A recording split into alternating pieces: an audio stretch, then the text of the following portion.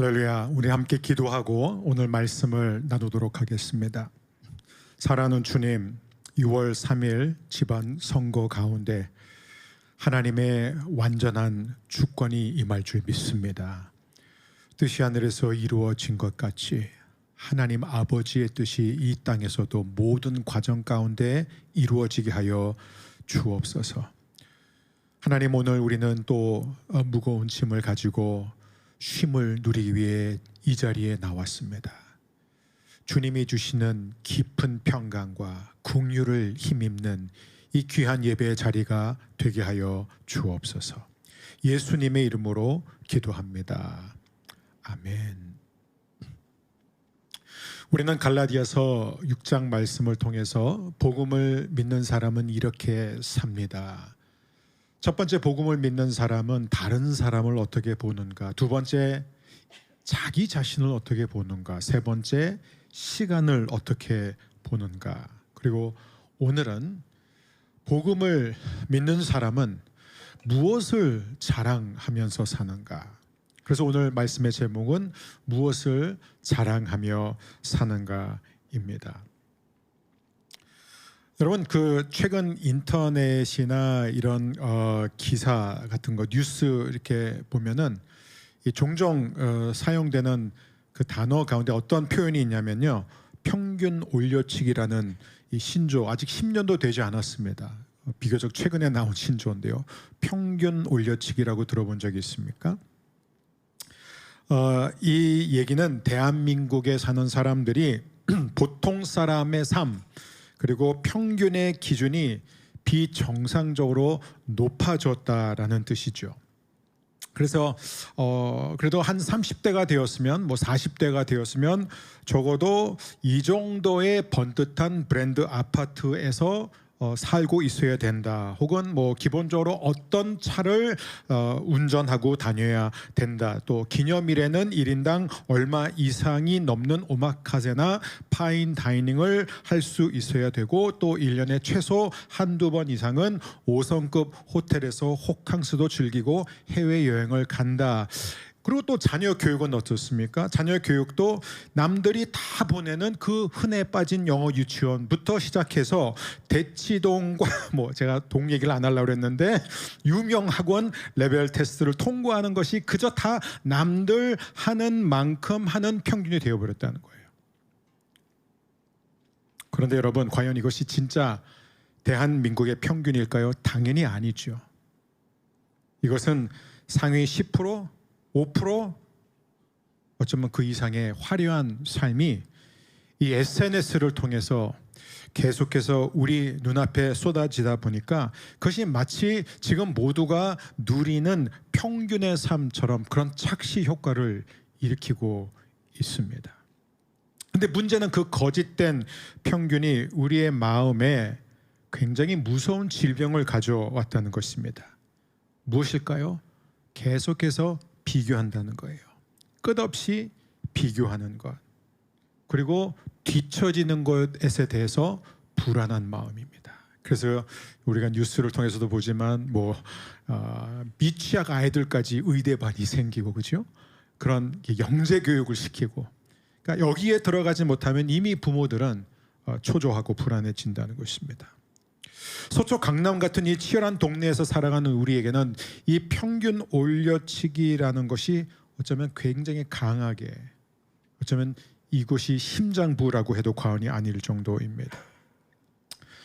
그런데 이것은, 평균 올려치기는 뭐 신조어이긴 하지만 지금만 그런 게 아닙니다. 인간의 역사를 보면 항상 그랬어요. 영국의 영성가 C.S. 루이스는 그의 책 순전한 기독교에서 이런 현상의 이 밑바닥, 그 본질을 꿰뚫어 보면서 이렇게 말하고 있습니다. 자랑은 소유에서 오는 게 아니다. 그것은 비교에서 온다. 남들보다 더 많이 가졌다는 그 쾌감에서 오는 것이다. 비교가 사라지면 자랑도 사라진다. 여러분, 우리의 모든 자랑이 어디에서 옵니까? 다 비교에서 오는 것입니다. 우리가 무언가를 노력하면서 끊임없이 성취하고 소유하고 스펙을 쌓고 자녀의 스펙을 쌓으려 하는 그 진짜 이유는 뭐냐면은 그 자체의 기쁨 때문이 아니라 이 살벌한 평균에서 떨어지지 않고 남들보다 조금이라도 더 우위를 점하고자 하는, 거기서 느끼는 그 안도감을 위해서 우리는 계속해서 이 비교의 굴레에서 벗어나지 못한다는 얘기죠. 사도 바울은 2000년 전에도 똑같은 현상을 봤습니다. 갈라디아 교회 안에서도 이 똑같은 무서운 질병이 퍼져가고 있는 것을 봤었던 것이죠. 거짓 교사들이 이 할례 그리고 모세 율법, 정결법, 이것을 계속해서 내세우면서 종교적 스펙을 강요했습니다. 여러분, 예수 믿는 것만으로 되지 않습니다. 반드시 할례를 받아야 됩니다. 할례가 끝이 아닙니다. 그 다음에는 모세가 가르쳐준 모든 율법들을 순서대로 다 지켜나가야 되고 정결법도 지켜야 됩니다 라고 함으로써 평균 올려치기를 계속했던 것입니다. 다시 말하면 여러분, 지금 이대로는 안 되고 여러분이 더 노력하고 더 많이 쌓아야만 인정받을 수 있습니다라고 가르쳤던 것입니다. 그리고 바울은 그것이 자랑의 문제라고 꿰뚫어 보면서 과연 복음을 믿는 여러분은 지금 무엇을 자랑하면서 살고 있습니까? 라는 그 질문을 던지는 것입니다. 왜냐하면 우리가 무엇을 자랑하느냐에 따라서 우리의 삶 전체가 결정이 되고 방향이 결정되기 때문에 그렇습니다.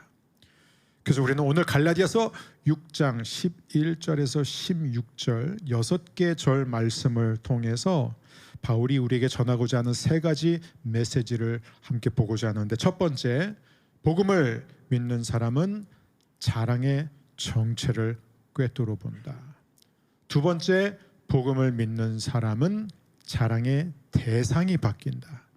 그리고 세 번째, 복음을 믿는 사람은 새로운 피조물로 산다입니다. 우리 첫째, 자랑의 정체를 꿰뚫어 본다. 우리 11절에서부터 13절 말씀 한 번 더 한 목소리로 읽겠습니다. 내 손으로 너희에게 이렇게 큰 글자로 쓴 것을 보라. 무릇 육체의 모양을 내려 하는 자들이 억지로 너희에게 할례를 받게 함은 그들이 그리스도의 십자가로 말미암아 박해를 면하려 함뿐이라. 할례를 받은 그들이라도 스스로 율법은 지키지 아니하고 너희에게 할례를 받게 하려 하는 것은 그들이 너희 육체로 자랑하려 함이라. 11절에서 재미있는 표현이 나오죠. 내 손으로 너희에게 이렇게 큰 글자로 쓴 것을 보라. 여러분, 고대 세계에서 편지를 쓸 때는요, 보통 대필자를 통해서 씁니다. 그래서 실제로 사도 바울이 쓴 서신서들을 보면 대부분 대필자를 통해서 씁니다. 사도 바울이 직접 쓰지 않았어요. 그런데 지금 이 갈라디아서도 지금 누군가가 계속 쓰고 있는데 사도 바울이 갑자기 그 펜을 빡 낚아채는 거예요. 여기서부터 내가 쓸 거야 하면서 그냥 자기가 쓰는 게 아니라 큰 글자로 썼다라고 얘기하고 있어요. 이게 무슨 뜻일까요? 이제부터가 제일 중요한 내용이라는 거예요. 여러분, 목회자가 설교하면서 항상 반복하는 표현 가운데 하나가, 여러분, 오늘 말씀에서 가장 중요한 게 이것입니다. 제가 갈라디아서를 오늘로 이제 51번째 설교인데요, 제가 아마 매주마다 이게 갈라디아서 가장 중요합니다라고 여러분을 본의 아니게 속였습니다. 가장 이게 중요하고 그 다음 주에 또 이게 제일 중요하고, 근데 이건 저의 표현이라 사도 바울의 표현이에요. 이게 제일 중요하다 이거예요. 어쩌면 제일 중요하기 때문에 우리에게 가장 거슬릴 수가 있어요. 우리에게 가장 불편할 수도 있습니다. 여러분 보세요. 이제부터는 내가 손으로 직접 씁니다. 그리고 나는 큰 글자로 씁니다. 그러니까 뭐예요? 여기다 밑줄 치라는 거예요. 여기부터 하이라이트를 해야 된다. 그 얘기를 하고 있는데 그게 뭐예요? 나는 십자가 외에는 아무것도 자랑하지 않겠습니다. 그 얘기를 하고자 하는 것입니다.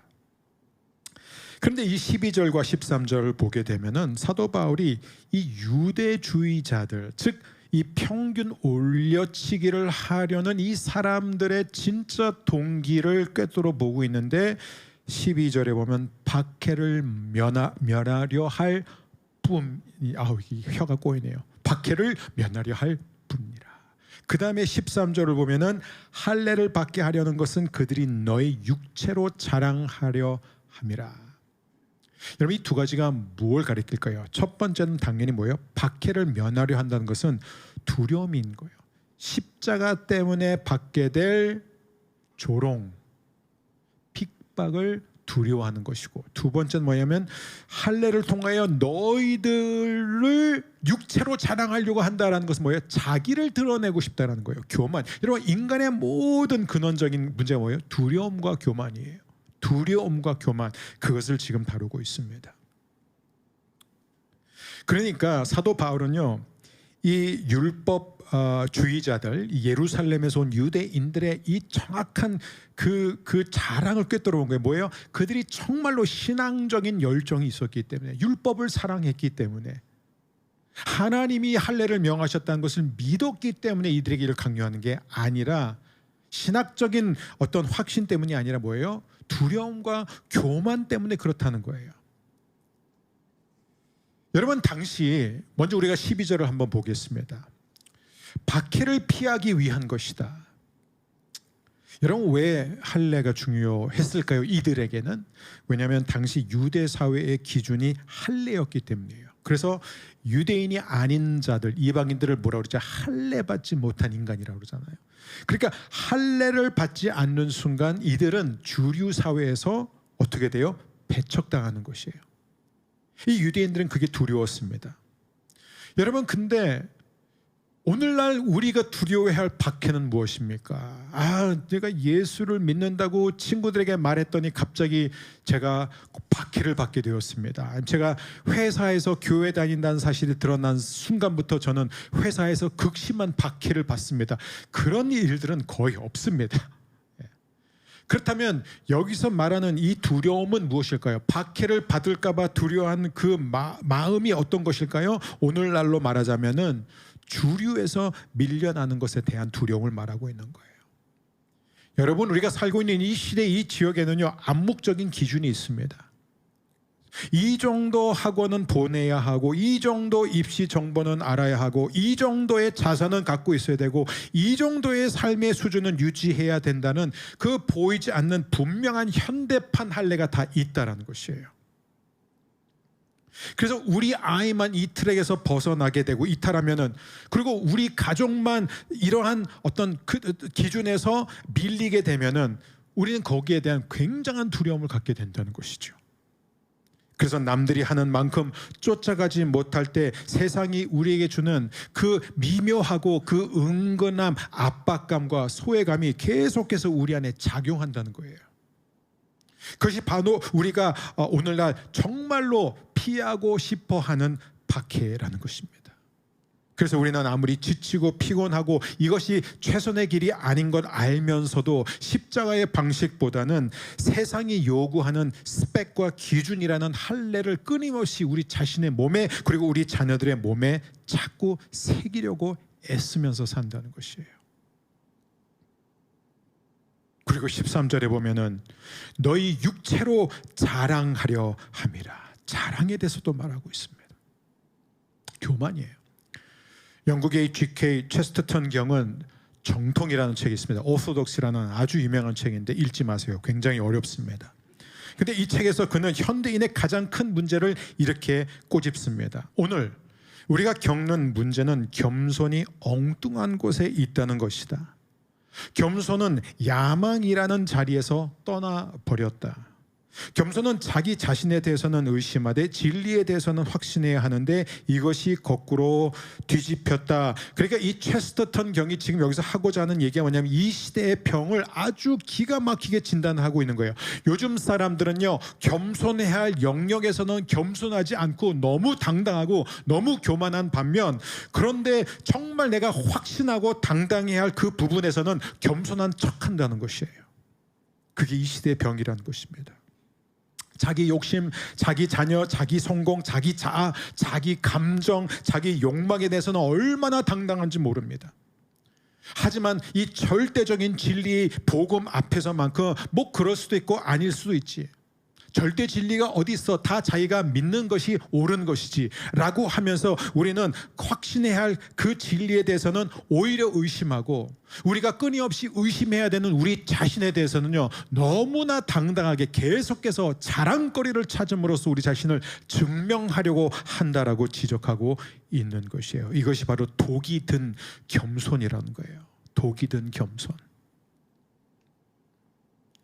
그렇다면 사도 바울에 의하면 이 자랑의 뿌리, 두려움과 교만은 어디에서 끊어질 수 있느냐, 이 부분에 대해서 종교개혁가 마틴 루터는 갈라디아서 주석서에서 이렇게 답을 제시하고 있습니다.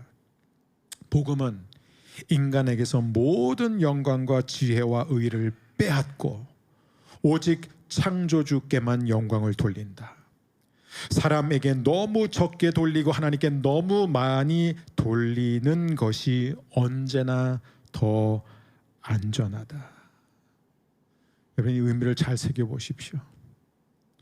복음은 뭐라고요? 우리가 갖고 있는 모든 영광, 모든 지혜, 모든 의를 빼앗아 버립니다. 그리고 그 모든 영광에 대해서 오직 한 분이신 하나님께 올려드리게 한다. 이게 어떻게 인간에게 불편하지 않을 수 있겠습니까? 자랑은 결국 이것이에요. 자랑이라는 것은 나는 이것으로 나의 가치를 증명하면서 삽니다라고 선언하는 것입니다. 우리 모두에게는 우리에게 기쁨을 주는, 우리의 삶이 힘들 때도 버팀목이 되어주는 뭔가가 다 있어요. 자랑이 없는 사람은 없습니다. 다 자랑이 있어요. 나는 이것으로 산다. 이것이 내 삶의 원동력이다. 이게 나를 움직이게 한다. 이게 나에게 즐거움을 준다. 이게 내 삶의 목적이다. 근데 그 자랑이 무엇이든지 복음은 그것을 모두 무너뜨리고 오직 그리스도에게만 영광을 돌리게 한다는 것입니다. 그렇다면 두 번째 포인트, 자랑의 대상이 바뀐다. 사도 바울은 14절을 이렇게 쓰고 있습니다. 그러나 내게는 우리 주 예수 그리스도의 십자가 외에 결코 자랑할 것이 없으니 그리스도로 말미암아 세상이 나를 대하여 십자가에 못 박히고 내가 또한 세상을 대하여 그러하니라. 결코 자랑할 것이 없으니, 아주 강력한 표현입니다. 메 게노이토 카우하스다이라는 표현이에요. 아주 강력한 이 카우하오마이라는 이 자랑이라는 표현은 헬라어 원문의 뜻은 이거예요. 자랑하다, 영광으로 여기다, 살아가는 이유로 삼다라는 거예요. 그래서 여기서 메 게노이토가 어쩌면 가장 중요한 강력한 표현이다. 메 게노이토, 저를 한번 더, 메 게노이토, 아주 강력한. 옆에 있는 분한테 메 게노이토 한 번만 해주세요. 네, 이게 뭔지, 결코 그런 일이 있어서는 안 된다. 근데 이게 This is not gonna happen, 그냥 그런 얘기 아니야. It's bad, 그 얘기 아니라 내가 무슨 일이 있어, 내가 죽는 한이 있어도 절대 이 일만큼은 안 된다라고 가장 강력한 헬라어 부정 표현입니다. 갈라디아서뿐만 아니라 바울 서신서 전체, 아니면 신약 전체에서 가장 강한 부정 표현이라고 해도 과언이 아닐 정도로 지금 사도 바울은 굉장히 강력한 부정을 하고 있어요. 뭘 하고 있습니까? 내가 십자가 외에 다른 것을 자랑하는 일은 절대로 있어서는 안 된다, 이런 얘기를 하는 거예요. 영국의 존 스토트는 그리스도의 십자가라는 책에서, 여러분 이런 얘기도 있어요. 그리스도의 십자가를 읽지 않은 사람은 기독교인이 아니다라고 할 정도로 고전입니다. 이건 기회되면 꼭 읽으십시오. 존 스토트의 그리스도의 십자가에서 그는 이 카우하오마, 이 자랑에 대해서 그는 이렇게 의미를 풀어서 설명합니다.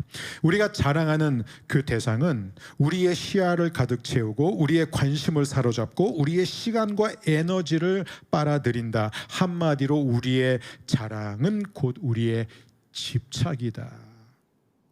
여러분, 우리는 다 뭔가에 집착하면서 삽니다. 근데 우리가 뭐에 집착하고 사는지를 알 수 있는 방법이 아주 쉬워요. 뭘 보면 알 수 있죠? 그 사람이 자랑하는 거를 들어보면 그 사람이 지금 뭐에 집착하고 있는지가 다 나와요. 다시 말하면 우리가 무엇을 자랑하든지 우리가 자랑하는 그것에 우리는 지배를 당하고 있는 거예요. 그것이 우리의 삶을 움직이는 것입니다. 여러분의 자랑은 무엇입니까? 여기에 보면은 사도 바울이 14절을 어떻게 시작하냐면 그러나라는 거예요. but 이거예요. but. however 이런 표현이에요. 그러나라는 것은 굉장히 극적인 전환을 우리에게 보여주고 있는데, 여러분 이게 뭐예요? 원래 십자가는 어떤 것이에요? 1세기 로마 세계에서 십자가는요 가장 수치스러운 처형 방법이었습니다. 십자가는 오직 노예와 최하층 범죄자들에게만 적용이 되었습니다. 그리고 로마 시민권자에게는 아예 금지된 형벌이었어요. 그래서 당시 이 로마 작가들의 글을 보면요, 로마 시민은 십자가를 아예 쳐다봐서도 안 된다 이거예요. 그 정도로 불결하고 더러운 것이에요. 저주였습니다. 그래서 여러분, 이런 십자가를 내가 자랑하겠다. 나는 이제부터 십자가 외에는 결단코 무슨 일이 있어도 절대로 자랑하지 않겠다라고 말하는 이 사도 바울의 선언은 정신 나간 말처럼 들릴 수밖에 없어요. 가장 수치스럽고 가장 천박하고 로마 시민권자라서 쳐다보지도 말고 생각하지도 말아야 할 그 십자가를 나의 유일한 자랑입니다. 십자가가 나의 유일한 집착입니다. 나는 십자가만 자랑했습니다. 갈라디아서만 그렇게 얘기하는 게 아니에요. 고린도전서에도 똑같은 말이에요. 내가 여러분 가운데 있을 때 나는 그리스도와 십자가와 십자가에 못 박힌 예수 외에는 아무것도 알지 않기로 작정하였습니다. 여러분, 바로 여기에 복음의 역설이 있는 거예요. 가장 수치스러운 것이 가장 영광스러운 자랑이 되었다. 여러분, 십자가가 여러분의 자랑입니까? 십자가가 바울에 의하면 나의 유일한 자랑이요, 나의 유일한 영광이라고 말하고 있습니다. 세상이 나를 대하여 십자가에 못 박히고, 그게 바로 14절 뒷부분이에요. 후반부에 보면 그리스도로 말미암아 세상이 나를 대하여 십자가에 못 박히고 내가 또한 세상을 대하여 그러하니라. 사도 바울은 이미 앞서 내가 그리스도와 함께 죽었다라고 말했습니다. 나는 그리스도와 함께 십자가에 못 박혔다고 이미 말을 했습니다. 근데 여기서 이 말은 어떤 의미입니까? 세상이 나를 대하여 십자가에 못 박혔다는 것은 세상이 내게 주는 것들이 더 이상 나를 움직이지 못하고 나를 지배하지 못한다는 것이에요. 세상에서 가장 중요한 게 무엇입니까? 가문 아닙니까? 학벌 아닙니까? 재산 아닙니까? 지위 직함 아니에요? 이건 세상의 모든 사람들이 자랑으로 삼는 것입니다. 그래서 사도 바울이 말하면 나는 더 이상 이런 것들에 의해서 지배를 당하지 않습니다. 이게 얼마나 기가 막힌 자유예요. 더 나아가 뭐래요? 내가 세상에 대하여 그러하니라. 뭐예요? 나는 이제 이런 세상의 이런 가치에 대해서는 마치 내가 완전히 죽은 사람처럼 이제 더 이상 흔들리지 않는다라고 말하고 있습니다. 세상의 모든 자랑 목록에서 나는 거기서 내려왔다라는 것입니다. 스토트의 표현을 빌리자면 이제는 사도 바울의 집착이 완전히 바뀐 것이에요. 그래서 다른 서신서 뭐예요? 내가 자랑으로 여겼던 모든 것을 배설물로 여긴다, 이런 표현까지 써요. 그냥 이제는 중요하지 않다라고 하는 게 아니라 배설물로 여긴다. 너무 극적인 거 아니에요?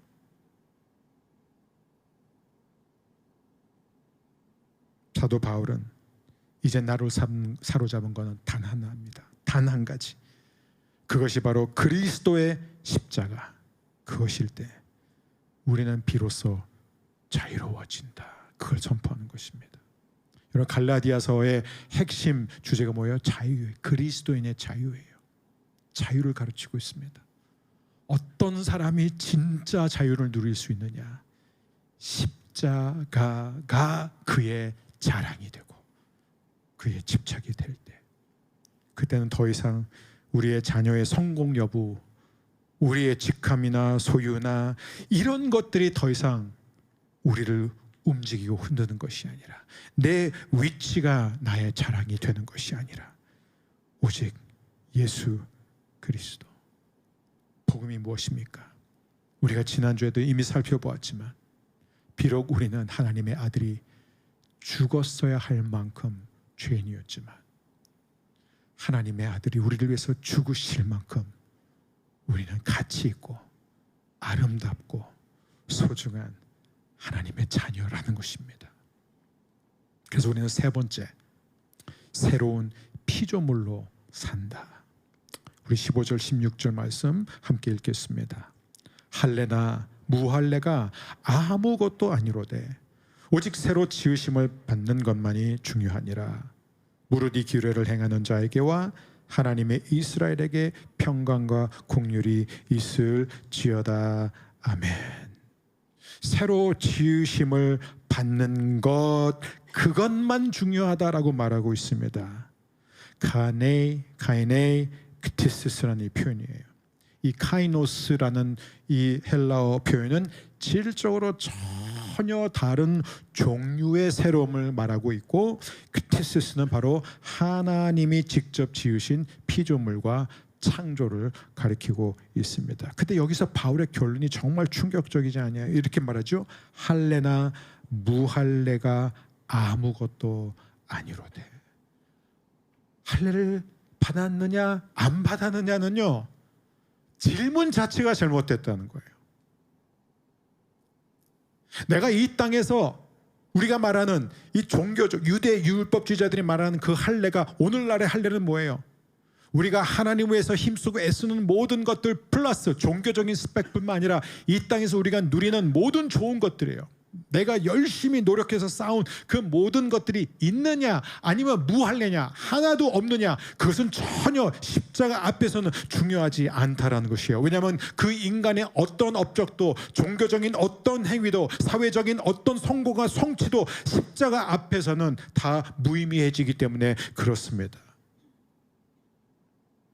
신약학자 N.T. 라이스는 이 새로운 피조물이라는 표현에 대해서 이렇게 말하고 있습니다. 이것은 단지 내가 좀 더 나아졌다는 얘기가 아니에요. 우리 함께 읽겠습니다. 바울에게 새 창조는 개인의 작은 개선이 아니다.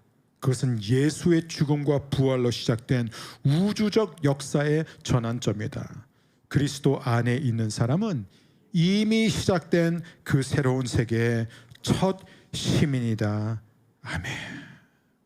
여러분과 저는 예수님이 십자가와 부활을 통해서 새롭게 여신 완전히 새로운 그 세계 속에 시민이 된 것이에요. 하나님의 자녀가 되었습니다.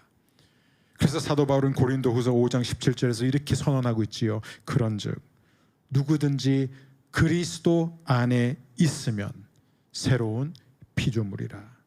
이전 것은 지나갔으니 보라 새 것이 되었도다.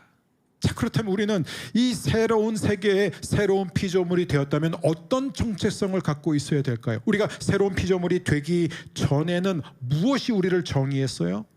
내 가문, 내 학력, 내 직업, 내 지위, 내가 누린 자산, 이런 것들이 나를 정의했었던 거예요.